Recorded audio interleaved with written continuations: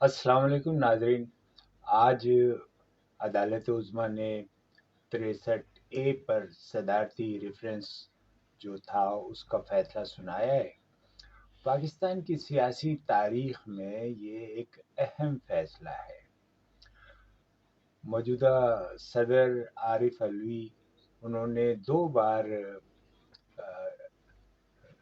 अदालत उज़्मा से रुजू किया था।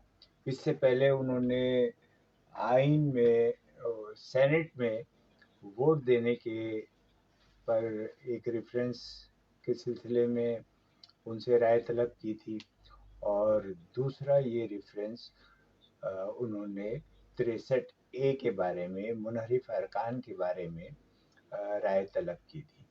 और ये एक ऐसे मौके पर था जबकि पीटीआई की हुकूमत ख़त्म हो रही थी, उनके अरकान मुनहरिफ हो रहे थे, और फिज़ा के अंदर ये सूरत हाल थी कि अगर ये फ़ैसला उस वक्त आ जाता तो सूरत हाल कुछ तब्दील हो जाती, लेकिन ऐसा नहीं हुआ। ये वक्त गुज़र गया, हुकूमत ख़त्म हो गई, नई हुकूमत आ गई, और उसके बाद ये फ़ैसला आया है।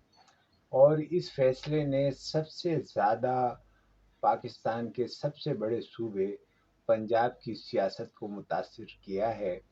और सवाल पैदा हो रहा है कि पंजाब, जिसकी इस वक्त हुकूमत को बहुत से लोग गैर कानूनी भी कह रहे हैं, और उस हुकूमत के बारे में ये सवाल पैदा हो गया है कि वो सही है या नहीं है।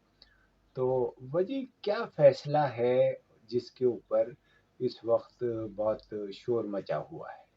जहाँ तक इस फैसले का ताल्लुक है, हम ये समझ रहे हैं कि जो बुनियादी तौर पर ये बात आई है सामने कि अरकान असम्बली जो है उनकी उनका वोट जो है वो काउंट नहीं होगा, और उनका वोट जो है, यानी अगर अपनी पार्टी के फैसले के खिलाफ वो वोट देते हैं, जो पार्टी का फैसला जिसके बारे में वजाहत कर दी गई है आइन में कि किन किन मौजूद पर है, यानी वो अगर सदर के वजीर आजम के एतमाद और अदम एतमाद, बजट के मामले में, और किसी उसके वजीर आला या वजीर आजम के इंतखाब के मामले में।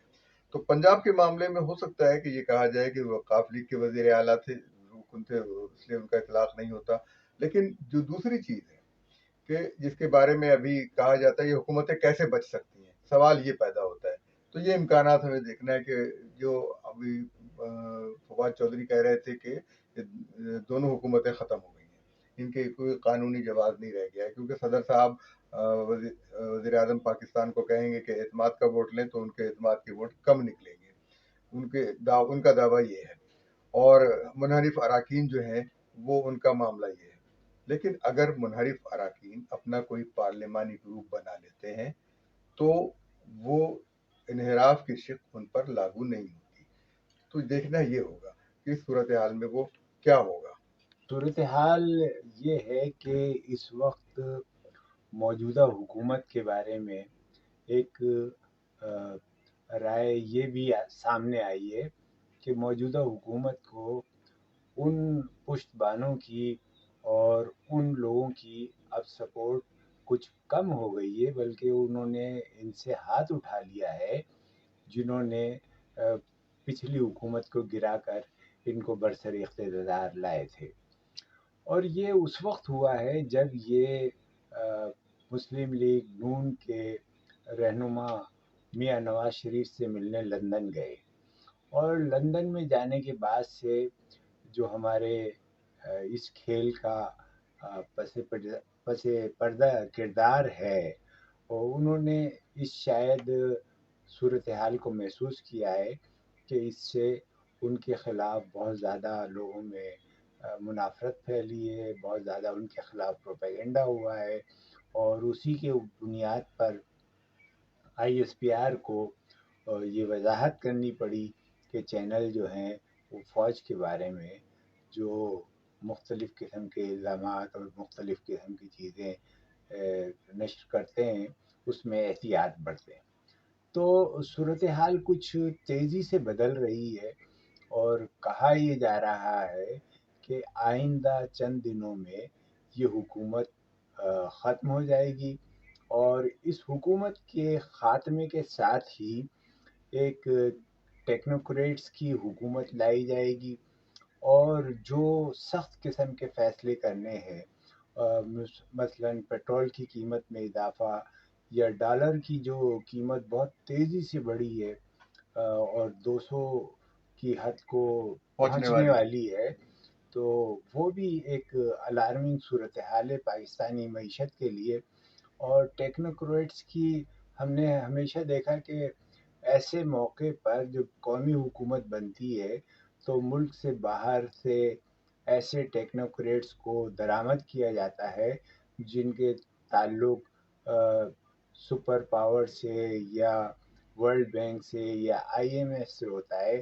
آپ کو یاد ہوگا کہ معین قریشی بھی ایسی ہی ایک صورتحال میں وزیر اعظم بنا کر پاکستان درآمد کیے گئے تھے. درآمد کیے گئے تھے، جی. اور اب حفیظ شیخ بھی آئے ہیں اور ان کی ضمانتیں اور وہ معاملات ہو رہے ہیں، تو لگ رہا ہے کہ ٹیکنیکریٹس کو لایا جائے گا اور پاکستان میں ایک عبوری قومی حکومت بنائی جائے گی، سخت فیصلے کرائے جائیں گے، اور اس کے بعد وہی قومی حکومت جو ہے ملک میں انتخابات کرائے گی۔